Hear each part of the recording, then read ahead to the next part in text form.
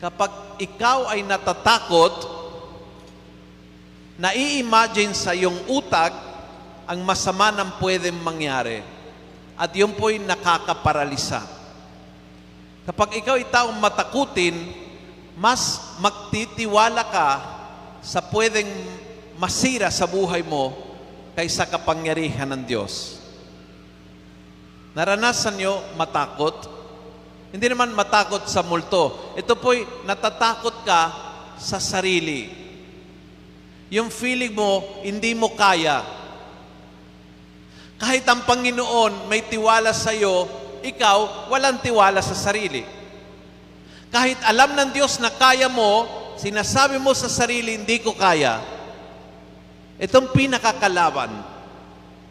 Ang kalaban is tayo na sinisira ang sariling buhay. Tayo